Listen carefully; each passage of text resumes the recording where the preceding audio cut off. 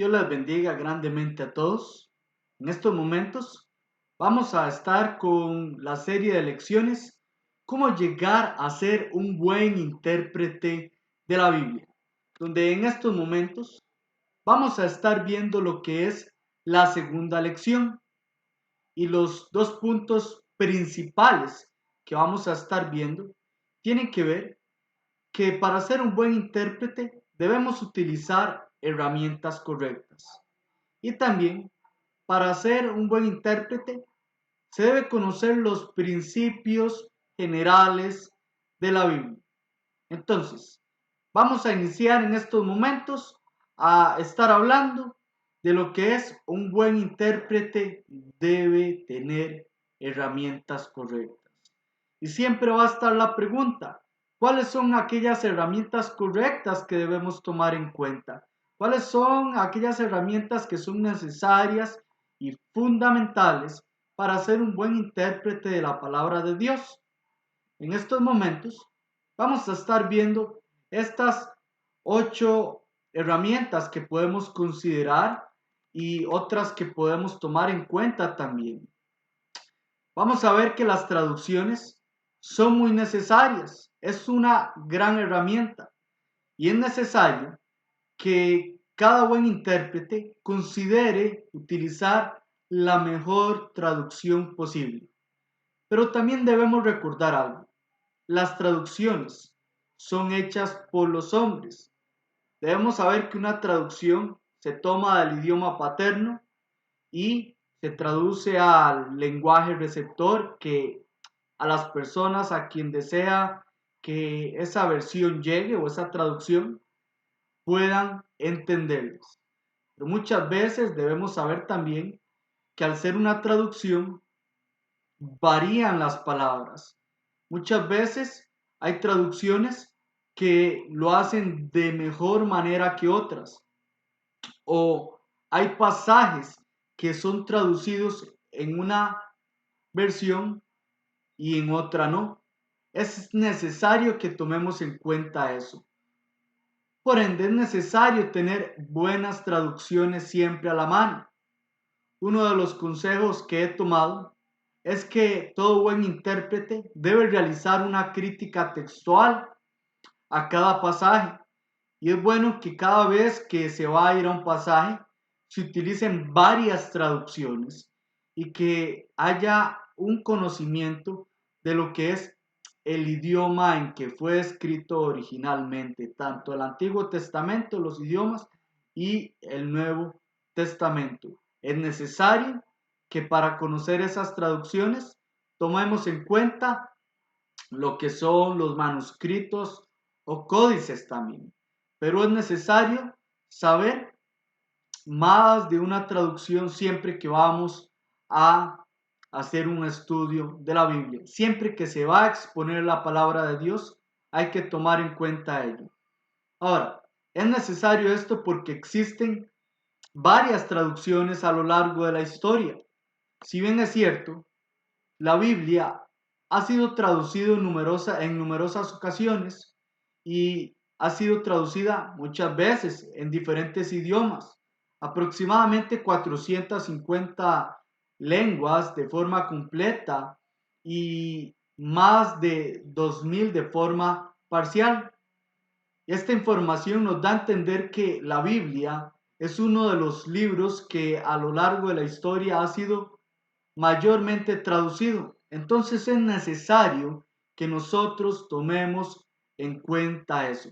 Ahora, para mi convicción personal en el idioma español, tomo buenas traducciones y las que utilizo principalmente son la Reina Valera 1960, la Biblia textual y la Biblia de las Américas. Hay buenas versiones que me han mencionado en inglés, como la King James, pero cuando hablamos en el idioma español, hay algunas traducciones que para el consejo que he recibido, y es el mismo que doy, y de acuerdo a un estudio, hay versiones que es mejor o traducciones que es mejor no utilizarlas con el fin de llegar a un pasaje, porque son traducciones que realmente se les han cambiado muchas palabras donde su significado ha sido totalmente diferente, donde se ha alterado la Biblia con un fin negativo o cambiar lo que realmente la palabra de Dios quiere decir, como lo que es la nueva versión internacional.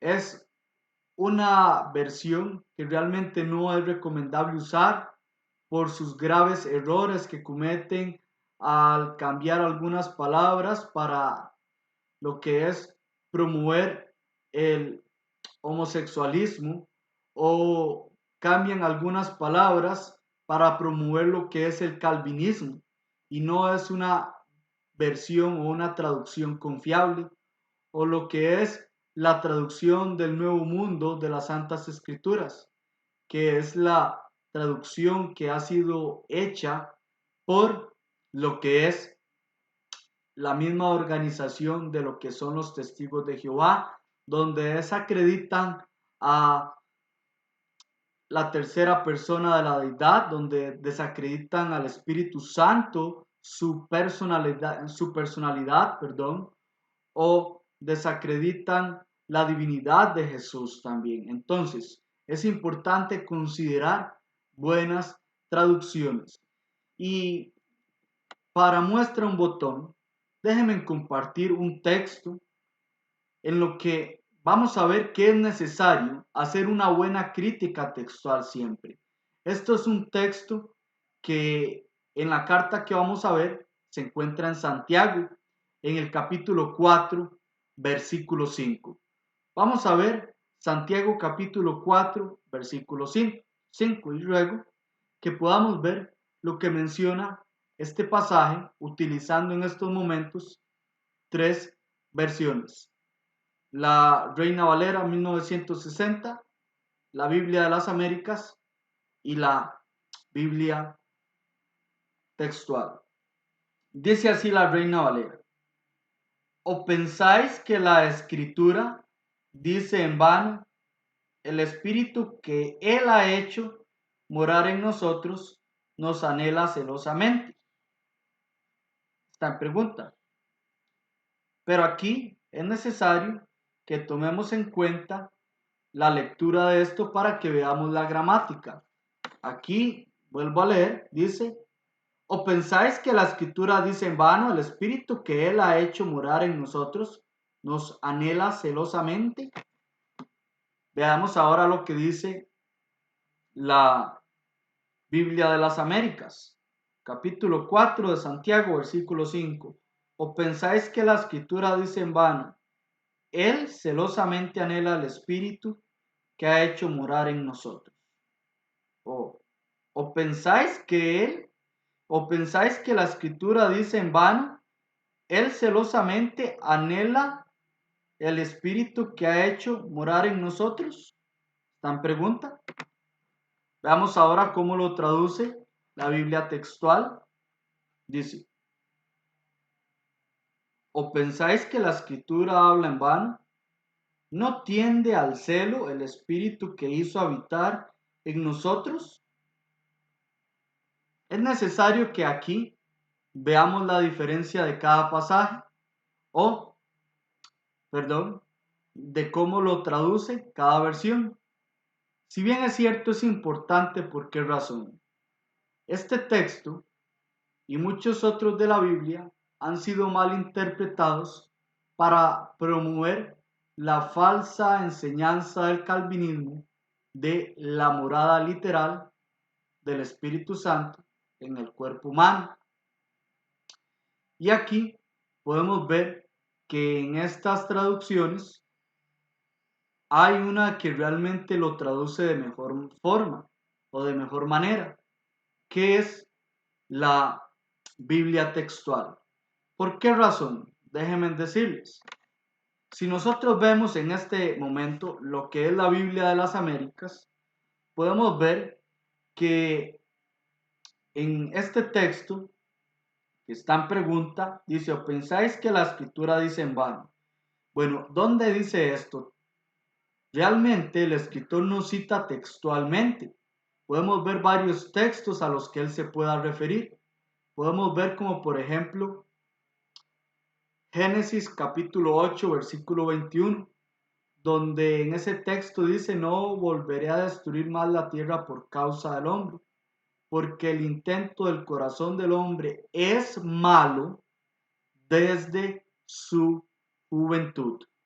Entonces, este puede ser uno de los textos que aquí el escritor, no textualmente, pero sí basándose en lo que está mencionando ahí, hace saber. Y su contexto aquí en Santiago nos empieza a hablar de dónde provienen las guerras, los delitos y los pleitos y todo esto. Y es del corazón. Y le está hablando a personas adultas. Entonces, es necesario que tomemos en cuenta también el contexto. Así que no nos da una idea de que viene hablando algo totalmente diferente, sino de cosas malas que salen de la parte interna del hombre, porque el hombre se tiende a ir a estas cosas. Pero aquí, la Biblia de las Américas dice, o pensáis que la escritura dice en vano, él celosamente anhela al espíritu. Bueno, él dice que él, pero la gramática en el lenguaje original no se refiere a que él, o sea, como que Dios es el que anhela. No. Número dos, el texto aquí dice también el espíritu. La Biblia de las Américas traduce esta palabra en mayúscula o la primera letra, donde aquí no se está refiriendo al Espíritu Santo, sino al espíritu del hombre. Y número tres, aquí la palabra celosamente se le está atribuyendo en esta traducción a él. Él celosamente anhela al espíritu. Pero realmente este texto que encontramos aquí, esta palabra tiene una connotación negativa. Entonces, aquí como lo que es en este pasaje, la Biblia de las Américas no lo comparte de manera correcta. Si vemos la Reina Valera, dice, ¿o pensáis que la escritura dice en vano? El espíritu que Él ha hecho morar en nosotros nos anhela celosamente. Aquí la Biblia o la Reina Valera 1960 lo comparte un poco mejor. Sin embargo, pone el espíritu que Él ha hecho morar en nosotros nos anhela celosamente. Aquí el error es que pone la palabra espíritu en mayúscula, mientras que no se está refiriendo al Espíritu Santo el texto. Y aquí lo hace como que si fuera así. Y también la palabra nos, donde dice el Espíritu que Él ha hecho morar en nosotros, nos anhela celosamente. No, no es así. Pone como que si fuese que en este texto hiciera referencia al Espíritu Santo, pero no se refiere a ello. Veamos lo que dice la Biblia textual. Dice de la siguiente manera. Dice, ¿o pensáis que la escritura habla en vano? ¿No tiende al celo el espíritu que hizo habitar en nosotros? Es esta versión la que lo traduce de mejor manera. Aquí lo que da a entender es que el hombre ya cuando está en todo su desarrollo y de acuerdo a lo que él quiso citar allá, como podemos ver un texto que probablemente sea uno de ellos, Génesis 8:21, donde el intento del corazón del hombre es malo desde su juventud. O sea, que la parte interna del hombre se tiende a ir hacia el celo, se tiende a inclinar hacia el celo, se tiende a ir a practicar cosas que son incorrectas. Y aquí es, en su contexto, podemos ver dónde se le hace las preguntas, de dónde surgen guerras, de dónde contienden entre vosotros. ¿No es de allí, de vuestras pasiones, las cuales combaten en nuestros miembros? Eso es lo que viene hablando el texto y no otra cosa. El texto no está promoviendo lo que es la morada literal del Espíritu Santo, número uno. Tampoco está enseñando que las personas tienen o nacen con pecado. No está queriendo decir así. Si aquí el escritor quiere mencionar algo del Antiguo Testamento, el Antiguo Testamento no dice en ningún solo pasaje que eso sea así, sino, como vimos en el ejemplo, Génesis 8:21, que el intento del corazón del hombre es malo desde su juventud, se inclina hacia hacer lo malo. Es aquí, ¿por qué? Por sus pasiones, sus malas pasiones, y que en el hombre las malas pasiones se adquieren de acuerdo a la información, de acuerdo a lo que se aprende y ve que es malo, y se inclina hacia el celo, hacia lo malo. Entonces, es necesario que tomemos en cuenta lo que es, en este caso, las traducciones. Otro dato que podemos tomar en cuenta es que el idioma en que fue escrito es una herramienta muy importante. Dios desea que uno entienda su palabra. El idioma debe ser conocido para aplicar una crítica textual al texto. Entonces debemos conocer información de lo que es el idioma paterno. Otro dato que es muy importante es que es importante que nosotros sepamos que la Biblia ha reflejado eso en cuanto al idioma. Si recordamos el libro de los Hechos, en el capítulo 2, cuando los apóstoles fueron investidos de poder, ellos hablaban en varios idiomas. En el versículo 8 al 10 encontramos esta información. ¿Y qué decían aquellos judíos? ¿No son estos galileos los cuales los escuchamos hablar en nuestra propia lengua en la que hemos nacido? Y si ahí en el texto se enlista aproximadamente 15 lugares donde estas personas hablaban las maravillas de Dios y ellos podían comprender esto. Entonces es importante que se considere esto. Hay herramientas que son importantes y esta es una de ellas. También es importante considerar lo que son herramientas esenciales, como las concordancias. Es un recurso que nos facilita encontrar palabras bíblicas que no se encuentran en cualquier lugar muchas veces. Y esto muchas veces las Biblias los traen. También los diccionarios es necesario para poder entender la definición de palabras de la Biblia de forma más precisa. Por eso, cuando vamos a ir a la Biblia y ocupamos una definición, es bueno que utilicemos diccionarios bíblicos. Los diccionarios comunes son generales, los diccionarios bíblicos son específicos, pero también hay que saber elegir utilizar buenos diccionarios, como por ejemplo el diccionario expositivo Vine, el compendio del diccionario teológico, el diccionario teológico del Nuevo Testamento, o lo que es el diccionario ilustrativo Holman.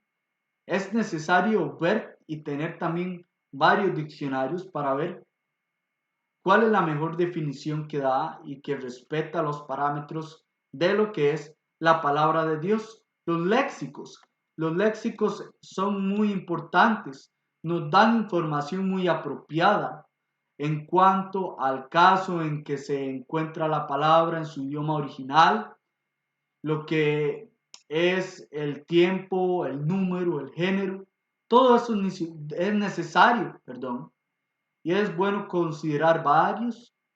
El erudito Henry Joseph Thayers comparte un buen léxico, lo que es el Tugi, puede considerarse, y hay otros más que quizás no nombre, pero son buenos. Los interlineales, perdón, son importantes. Esto cuenta con la información del idioma en que normalmente se lee, o sea, el idioma que uno lo puede comprender, y el idioma paterno, lo cual esto lo que hace es facilitar la búsqueda de esas palabras en un diccionario. Y hay muy buenos, el interlineal académico del Nuevo Testamento o hebreo y griego interlineal de la Biblia. Son buenos interlineales. Es necesario. Los comentarios bíblicos también es una muy buena herramienta. Si nosotros vemos Es necesario tomar en cuenta esta herramienta, pero solamente debemos tener cuidado y considerar que son comentarios.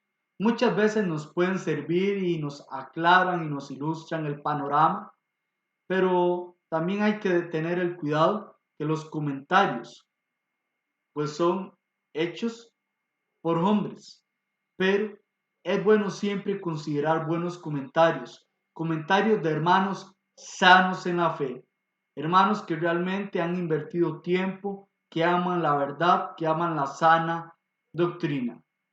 También podemos considerar comentarios externos.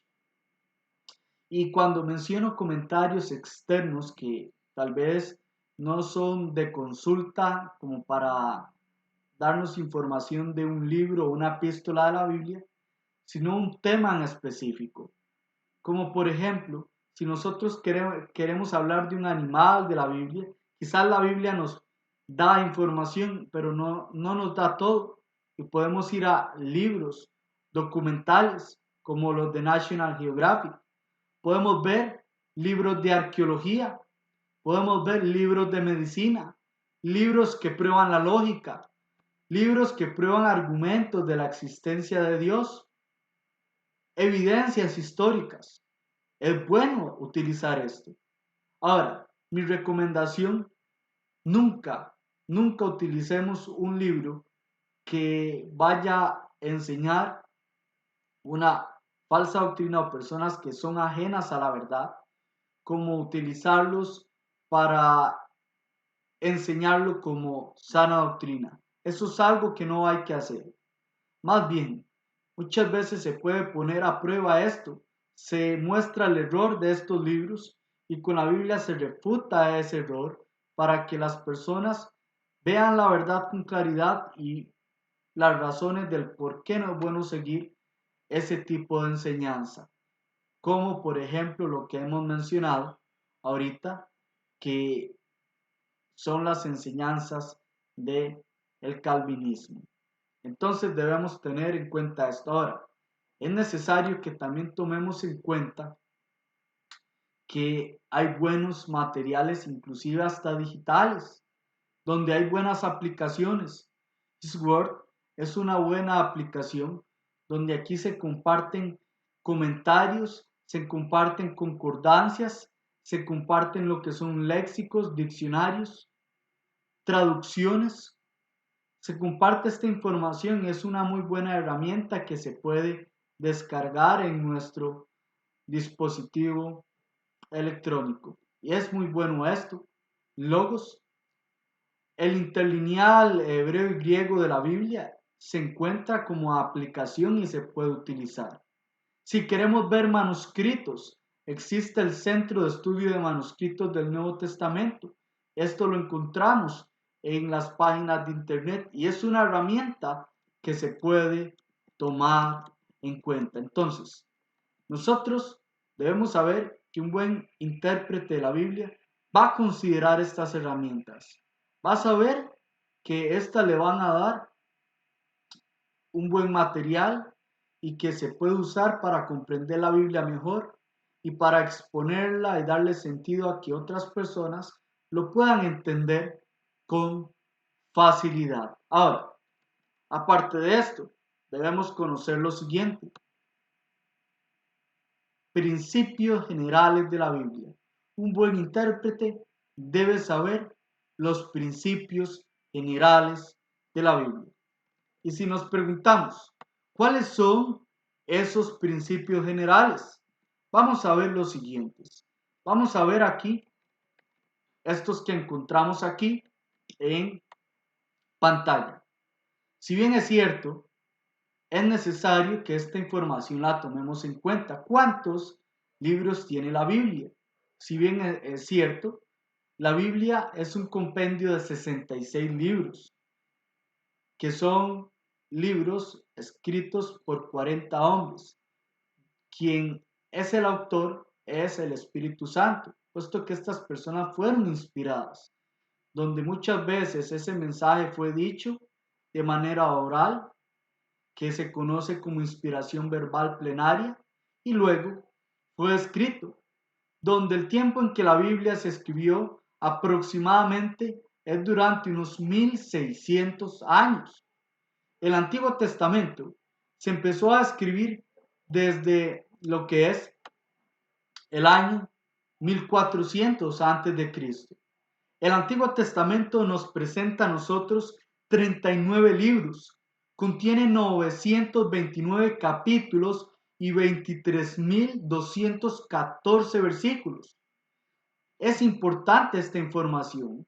Encontramos el capítulo más largo, que es el Salmo 119, donde este salmo cuenta con 176 versos, donde este salmo tiene 22 párrafos y cada párrafo cuenta con 8 versos, donde vemos que esto es un acróstico con la letra o las letras del alfabeto hebreo que se hizo con el propósito de memorizarse de la manera más fácil, donde vemos aquí un atributo a la palabra de Dios. El capítulo más corto que encontramos es el Salmo 117, donde consta de 2 versos solamente. Y el versículo más largo es Esther capítulo 8, versículo 9. Encontramos palabras como la más larga, que es Masher Salah Hasbaz en Isaías 8:1.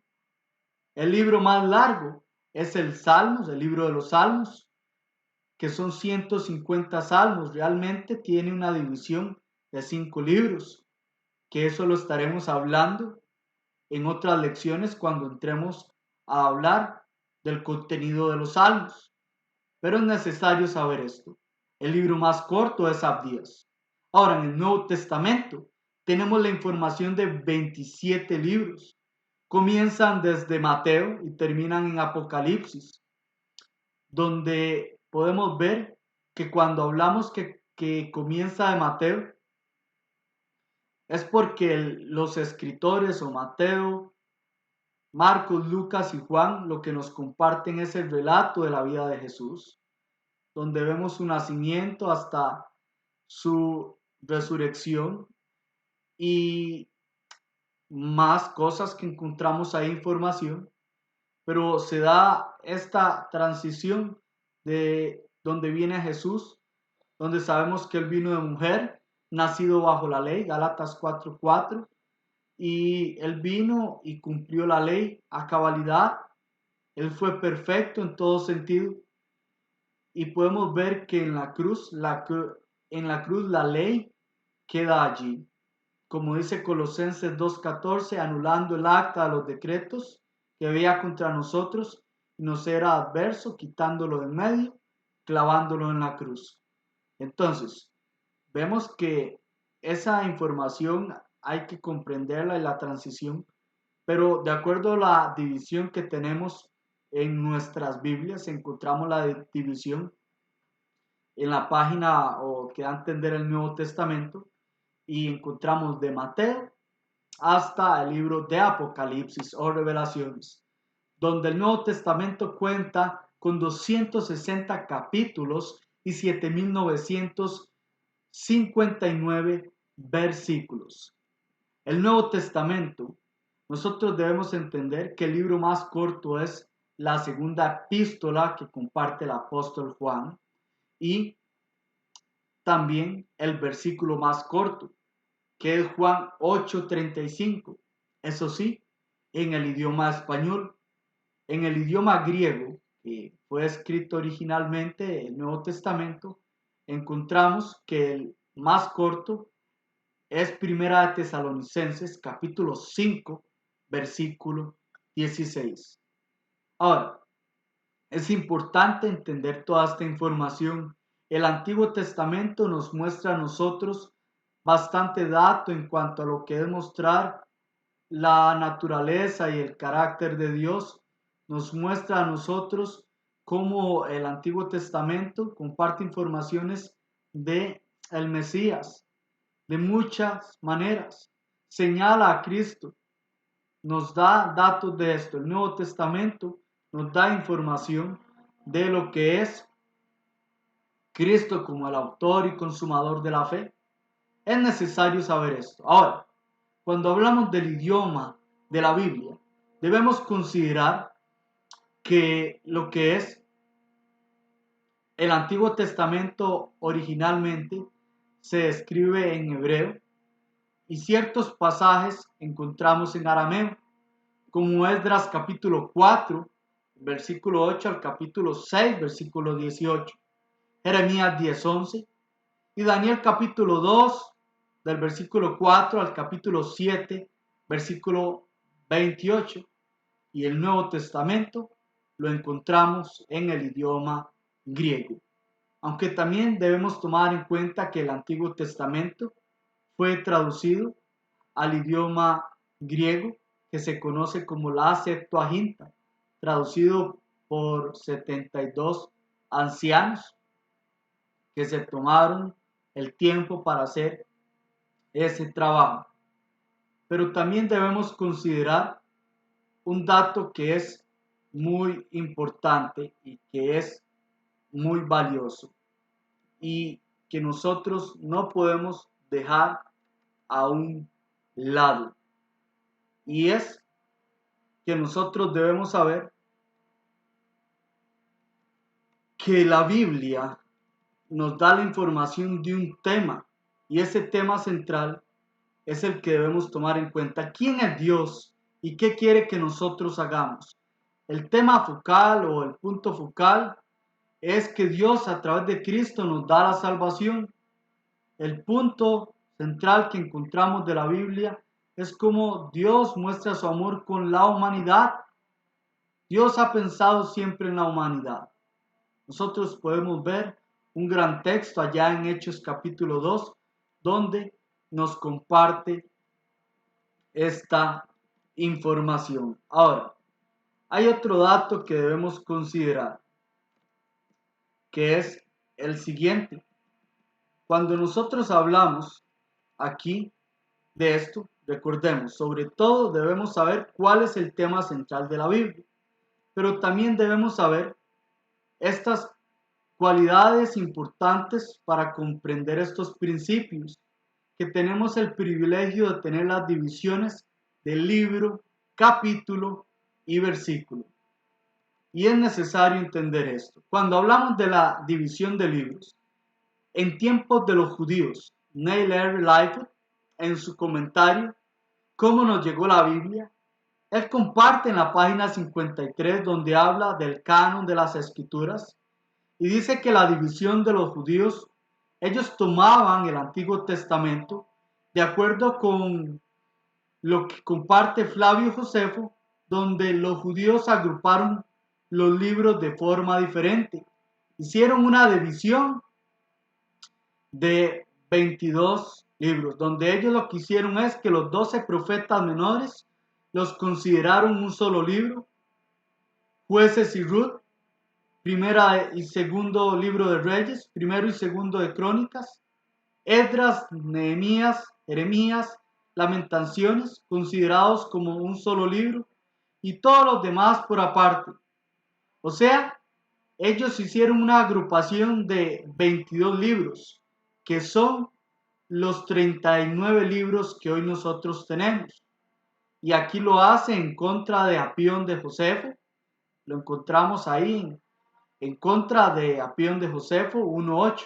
Ahora, en el siglo III, este mismo libro comparte que Orígenes confirma este dato en una división donde dice que el primer libro se comparte el Pentateuco, estos 5 libros, Josué como el sexto libro, el número 7 es Ruth y Jueces, el número 8 es el primero y segundo libro de Samuel que hoy tenemos, el número 9 es el primero y segundo de Reyes, el número 10 es el primero y segundo de Crónicas, el número 11 es Esdras y Nehemías, el 12 Salmos, el 13 es Proverbios, el 14 es Eclesiastés, el 15 es Cantar de los Cantares, el 16 es Isaías, el 17 Jeremías y Lamentaciones, el 18 Daniel, el 19 es Ezequiel, el 20 Job, el 21 Esther, Y el libro número 22 son los profetas menores. Es importante esto, de acuerdo a lo que nos comparte Jesús, muestra una división donde dice, lee los profetas y los salmos, Lucas 24, 44, Mateo 7, 14. Ahora, debemos saber que también la división de los libros en la Biblia hebrea consistía en tres divisiones. La ley, que era la Torá, los profetas y los escritos. También la Septuaginta hizo una división de 4, donde muestra la ley, la historia, la poesía y la profecía. Entonces es importante esto, la división de los libros que se fueron dando. Ahora, para mayor beneficio de nosotros, encontramos esta división que tenemos de 39 libros, porque son amplios. Ahora, la división de capítulos no fue sino hasta el año 1250 después de Cristo que se dividió la Biblia así. Por el cardenal Hugo, él incorporó estas divisiones por capítulos en la Biblia latina y ahí se fue dando esta división y esto ha sido de gran beneficio. Esto lo encontramos en lo que es la introducción a la Biblia por Donald Lee Demery en la página 37 y 38. La división en versículos es importante también porque los antiguos hebreos, aunque ya habían intentado la división por versículos, pero esta división que hoy tenemos se hizo 300 años después de la división de capítulos que realizó el cardenal Hugo. En el año 1551, Robert Stephens lo que hizo fue introducir estos versículos en un Nuevo Testamento griego. Hace esta gran división que es un beneficio, donde la primera Biblia completa en estas divisiones en inglés es la Biblia de Ginebra en el año 1560 o la Biblia Génova, la Génova. Esta división es muy importante que nosotros la consideremos. Debemos saber que es una gran bendición y también la información que tenemos, no solamente de esto, del Antiguo Testamento, en el lenguaje hebreo. Nosotros sabemos que no tenía vocales, pero por un gran trabajo que hicieron algunos rabinos masoréticos, le introdujeron estas palabras. Y esto lo que produjo es que también se diera la mayor facilidad para poderse traducir. Se tradujo el Antiguo Testamento al griego, que era un idioma muy conocido en la época que eso se dio, y hoy la encontramos en más de aproximadamente 450 idiomas. Y encontramos esta gran división que nos permite la facilidad de llegar a diferentes libros de la Biblia, a capítulos y a versículos. ¿Cómo no va a ser una bendición esto para nosotros? Claro que lo es. También debemos considerar los principios acerca del tiempo. Si hablamos del tiempo pasado, pues bueno, Dios creó al hombre conforme a su imagen y semejanza, Génesis 1:27. Bueno, Dios hizo esto y lo que hizo fue bueno. Sin embargo, podemos ver la caída del hombre, donde encontramos la información en Génesis capítulo 3, y se dio lo que se dio, pero en tiempo presente también tenemos el dato que Dios desea que nosotros le adoremos y le sirvamos a Él. Nosotros, este texto nos da información, porque vosotros sois linaje escogido, real sacerdocio, nación santa, pueblo adquirido por Dios para posesión de Él, a fin de que anunciéis las virtudes de aquel que nos llamó de las tinieblas a su luz admirable. Es importante esto hacerlo en el presente y en el tiempo futuro. Dios nos muestra que podemos vivir por la eternidad si así nos mantenemos firmes y fieles como cristianos. Juan 14, 1 y 2. ¿Vamos a ser juzgados todos? Sí. Hebreos 9, 27. ¿Desea Dios que todos obedezcan y cambien, se arrepientan, obedezcan al Evangelio como tal? Sí. Hechos 17, 30 al 31. Dios, habiendo pasado los tiempos de la ignorancia, ha declarado a todos los hombres en todo lugar que se arrepientan. Dios desea eso, que se busque hacer y andar conforme a su palabra para el futuro tener esa gran bendición. Ahora, podemos considerar también cuáles son los principios generales de la Biblia acerca de las tres dispensaciones. Cuando se habla de esto o era estos tres tiempos, hacen referencia a era patriarcal, mosaica y cristiana. Cuando hablamos de la era patriarcal, es referencia a la gente antigua, desde Adán a Moisés, alrededor del año 2000 o 2500 aproximadamente. La palabra padre, esta palabra es usada muchas veces en la Biblia de diferentes maneras o diferentes sentidos. Pero cuando hablamos de los tiempos, se utiliza la palabra patriarcal, donde hace referencia a los padres de familia, así lo comparte Vine. Y es usado de esta manera porque en esos tiempos, la manera en que Dios se comunicaba con las familias es a través o fue a través de los padres. Vemos a Adán en Génesis capítulo 2, versículo 3, en Noé en el capítulo 6 de Génesis, Abraham en el capítulo 12, Jacob en el capítulo 28 del libro de Génesis. Los hijos de Jacob, encontramos información de esto también. Ahora, la era mosaica. Nosotros sabemos que la ley de Moisés se da y es desde Moisés hasta la muerte de Cristo. Aproximadamente en el año 1500, o esto duró, y es usada la palabra mosaica para hablar en el tiempo que Dios le dio al pueblo de Israel la ley por medio de Moisés. Dios también en la ley de Moisés nos deja claro que levantaría profetas y que ellos hablarían en vez de Dios. Dios tenía o les dio a ellos la información por medio de la ley, pero también les hablaría por medio de los profetas. Deuteronomio 18, versículo del 17 al 19, encontramos esta información. Jesús mismo dijo en Juan 10:34, ¿no dice esto en vuestra ley? Donde él cita Salmos 82:6, haciendo referencia en esta palabra a jueces.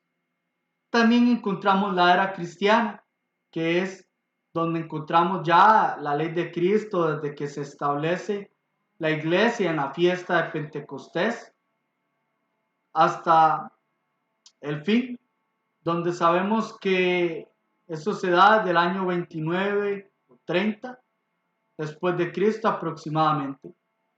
Hace más de 2000 años sucedió eso y hoy sigue vigente esa era cristiana y sabemos que el reino, de acuerdo a la información que nos comparte Daniel 2:44, que es la iglesia, permanece para siempre. Entonces es importante esta información.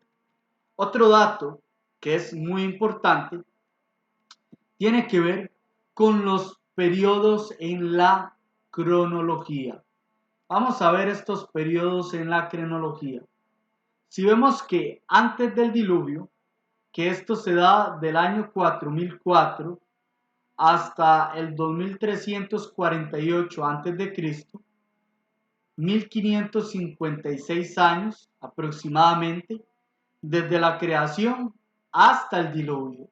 Ahí vamos viendo un poco lo que es desde Génesis capítulo 1 hasta Génesis capítulo 6 y 7, aproximadamente esos textos. Después vemos después del diluvio, que es en los años desde 2348 al 1921 antes de Cristo.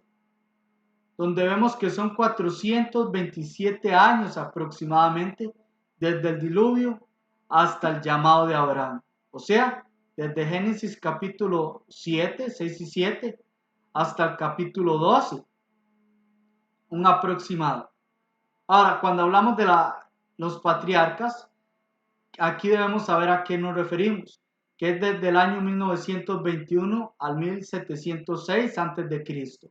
215 años aproximadamente desde el llamado de Abraham hasta la cautividad o migración en Egipto. O sea, desde el capítulo 12 de Génesis hasta los últimos capítulos del libro de Génesis.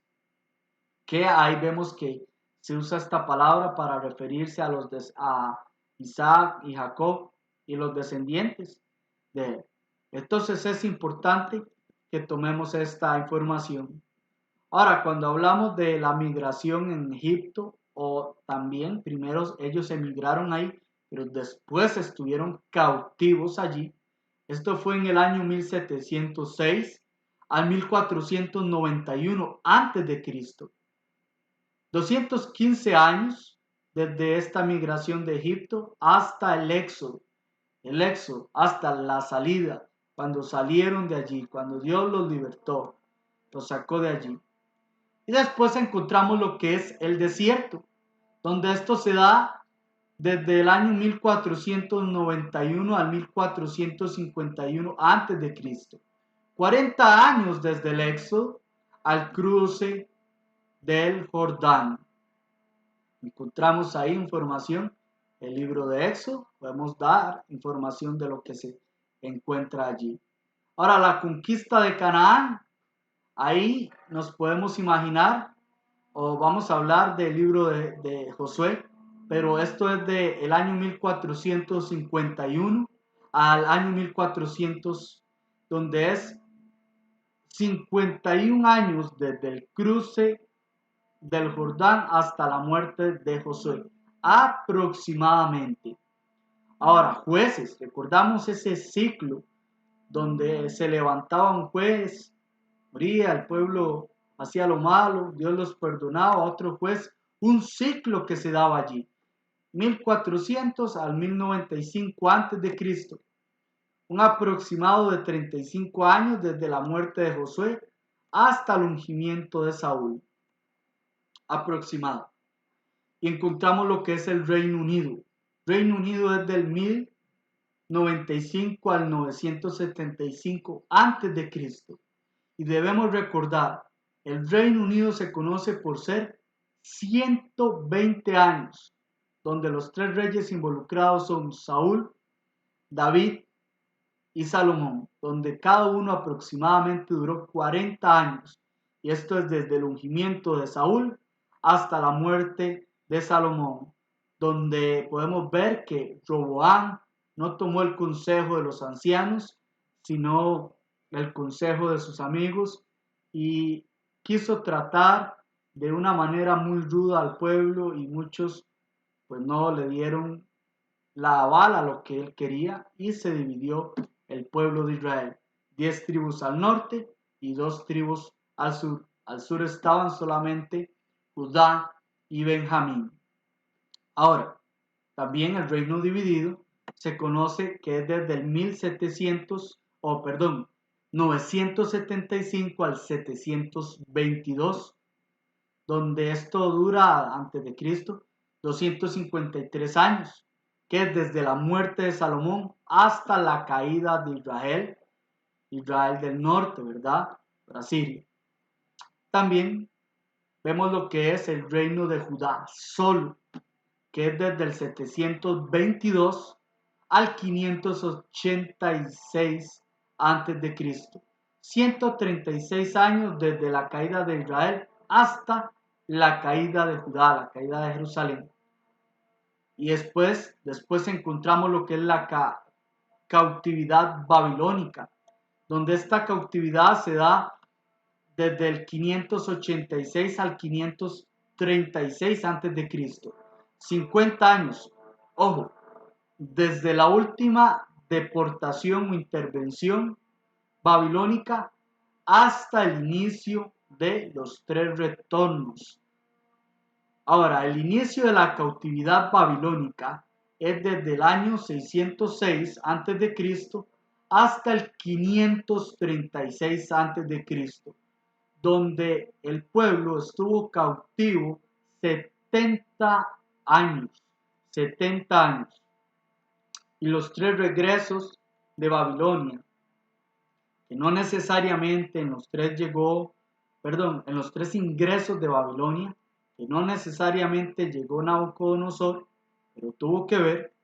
El primero se da en el 606 a.C., el segundo en el 597 a.C. y el tercero en el 586 a.C. Y después regresaron, 3 retornos. Esta información se da donde el primer retorno es por Zorobabel, donde regresó al templo, a reedificar el templo en el 536 a.C. Después regresó Esdras para enseñar la ley en el 458 a.C.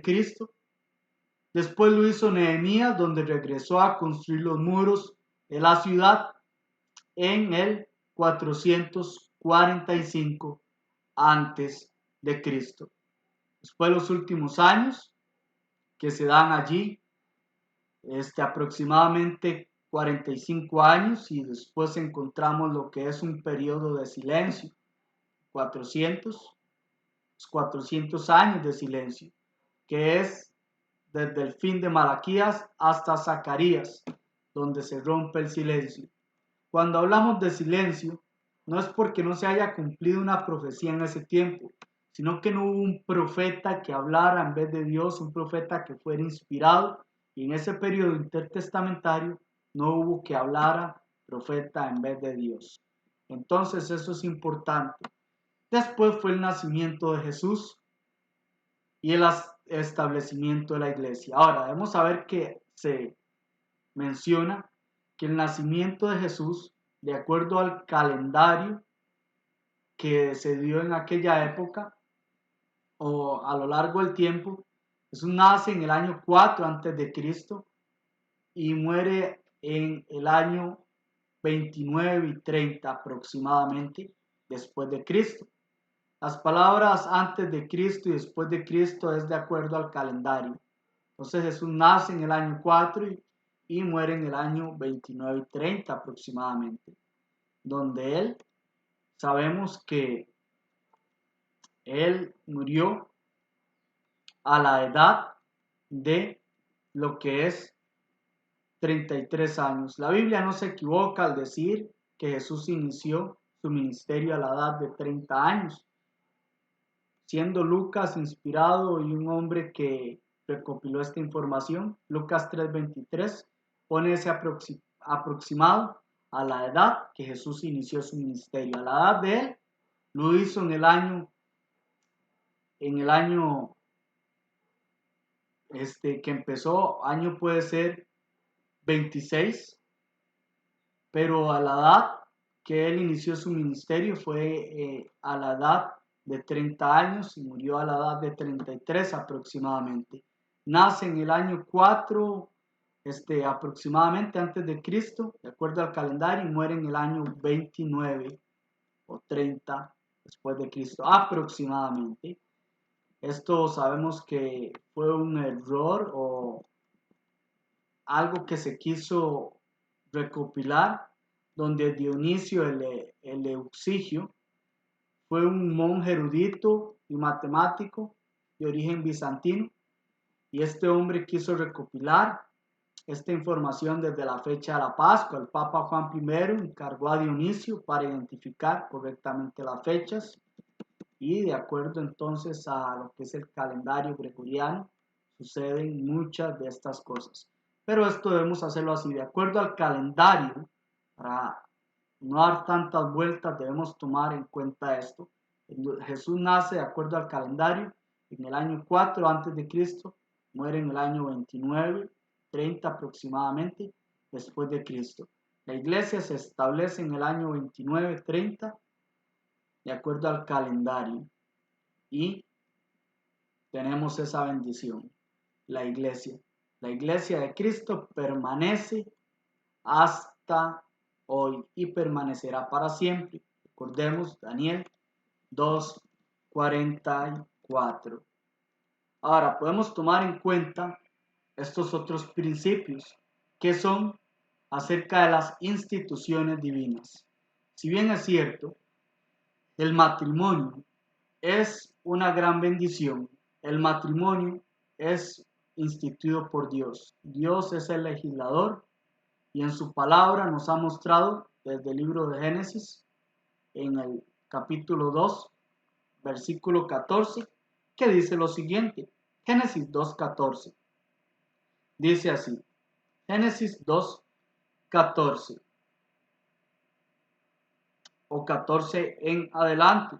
Más o menos podemos leer lo que es el versículo 18, donde dice, y dijo Jehová, Dios, no es bueno que el hombre esté solo, le haré ayuda idónea para él. Si nos adelantamos al texto, en el versículo 20, en la parte B, dice, mas para Adán no se halló ayuda idónea para él. Entonces Jehová Dios hizo caer sueño profundo sobre Adán, y mientras éste dormía, tomó una de sus costillas y cerró la carne en su lugar, y de la costilla que Jehová Dios tomó del hombre, hizo una mujer y la trajo al hombre. Dijo entonces Adán, esto es ahora hueso de mis huesos, carne de mi carne. Esta será llamada varona, porque el varón fue tomado. Por tanto, dejará el hombre a su padre y a su madre, y se unirá a su mujer, y serán una sola carne. Es necesario esto, tomar en cuenta. Dios legisló esto, el matrimonio es la primera institución donde debe ser realizada por un hombre y una mujer. Esa es la gran bendición y a través de eso es que se puede formar la familia.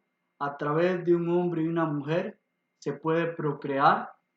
Esto es una gran bendición y es una institución divina practicada por nosotros los seres humanos, pero debe ser conforme a las reglas de Dios, no conforme a las reglas del hombre. También encontramos que es importante saber que, pues bueno, lo que une de Dios no lo separa al hombre. Dios desea que el matrimonio sea para siempre, que sea para toda la vida. Sin embargo, debemos considerar cómo el mismo Jesús en Mateo 5:32 y 19:9 muestra la única causal para el divorcio, que es fornicación, o sea, contacto sexual ilícito. Pero es algo que Dios desea que el matrimonio perdure toda la vida hasta la muerte. Ahora, de acuerdo a la información de Romanos capítulo 7, nos muestra la información donde aquí se nos dice, y podemos ir al texto y leerlo. Romanos capítulo 7, podemos ir allí y leer los primeros versículos. Dice, porque la mujer casada está sujeta por la ley al marido mientras éste vive, pero si el marido muere, ella queda libre de la ley del marido. Cuando muere, esta es otra razón, cuando el cónyuge muere, la persona que está viva puede volverse a casar. Ahora, debemos saber algo también, el matrimonio es una gran bendición, pero cuando las dos personas están vivas y una persona falla en cometer contacto sexual ilícito, esa persona, la persona culpable, no puede volverse a casar. Mientras que la otra persona, que es la inocente, tiene la causal para divorciarse y puede volverse a casar. Pero debemos saber que el matrimonio, estas leyes son instituidas por Dios y Él es el legislador y debe ser practicado el matrimonio por un hombre y una mujer. También están los gobiernos, lo que son las autoridades civiles. Romanos capítulo 13, podemos ir allí Y es lo que se nos dice en este texto. Romanos capítulo 13 nos da la información donde dice, versículo 1, sométase toda persona a las autoridades superiores, porque no hay autoridad sino de parte de Dios, y las que hay por Dios han sido establecidas. De modo que quien se opone a la autoridad, a lo establecido por Dios, resiste, y los que resisten acarrean condenación para sí mismos. Estos son puestos por Dios, son dados por Dios las autoridades civiles. Así que hay que tener respeto. Y la Biblia, inclusive en este y en otros textos, nos comparte para qué son. Y es para cuidar del que hace el bien y para castigar al que hace lo malo. Entonces, es necesario esto. La iglesia, Mateo capítulo 16, versículo 18, donde le dice a Pedro, a Simón, de cierto os digo, Simón hijo de Jonás, que tú eres Pedro, y sobre esta roca, o sea, sobre él, sobre su palabra, estableceré mi iglesia, o edificaré, perdón, mi iglesia, y las puertas del Hades no prevalecerán sobre ella. Entonces, es importante, la iglesia también es una institución divina. Debemos saber esto, son tres instituciones divinas practicadas por los hombres.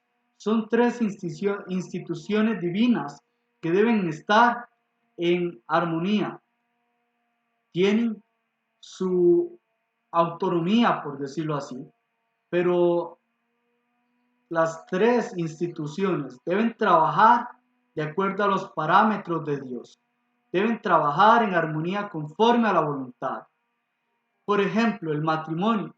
Dios es el legislador y es un hombre y una mujer.